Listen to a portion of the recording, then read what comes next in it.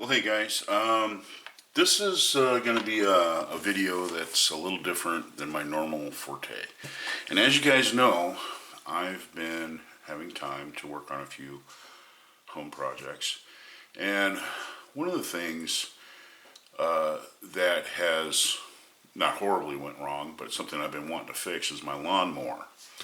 And I bought this lawnmower about 3-4 years ago. It's a Honda. It has the 160 motor, and it's a very common motor. They use it a lot on their power equipment, pressure washers, you name it. That motor is commonly used. Anyway, one of the things about that motor, they have discovered that the alleyways, into the jets and stuff, because of the crappy gas we get sometimes, what that does is that oxidization starts to build up in those alleyways, and you have to clear them out. Otherwise, you get what's called surging.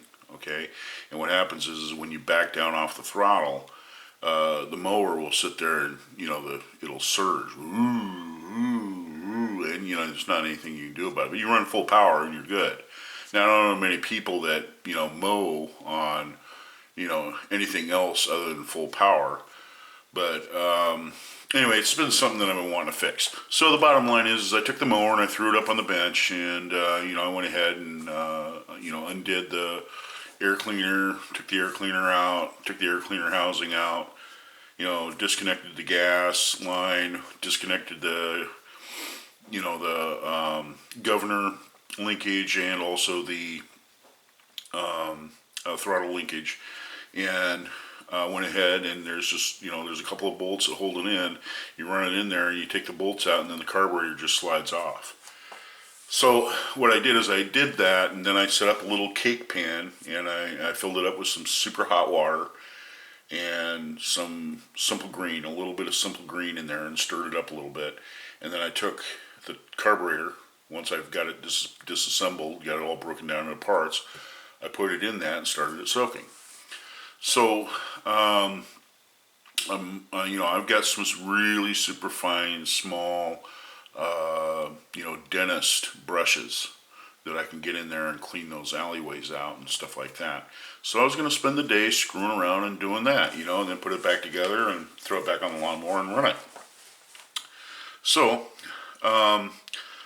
one thing that I did want to do is I wanted to go ahead and order a gasket set for mounting it. So I went upstairs, got a cup of coffee. Long story short, got on the computer, looked at the gasket set. I think the gasket set was like $350. It was free shipping, and it was like related items were in there. Like blades and the cartridge, air cleaner, stuff like that. The air cleaner filament and all that. And so I kind of passed through it. And then I see this carburetor sitting there, and it's the carburetor for the 160 Honda motor, and I couldn't believe it. It was $17, brand new, OEM, brand new Honda part, $17. So anyway, I received that in the mail today. I'm gonna go ahead and get this opened up. So there you go, Honda.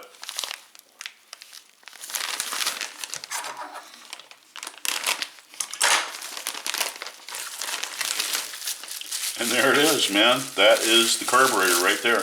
That's it. Brand new. Brand new. Why would you rebuild the old one?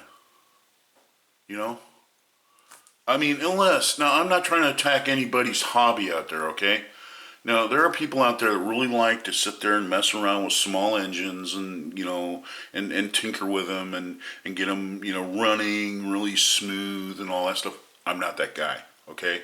I've dealt with enough chainsaws in my life to know that the heart and soul of a chainsaw, or a weed eater for that matter, in the two-stroke world is the carburetor and your mixing of your gas and oil. I'll tell you what, if you get them too leaned out, you're going to start having problems with your main bearings, because your main bearings are lubricated by the fuel.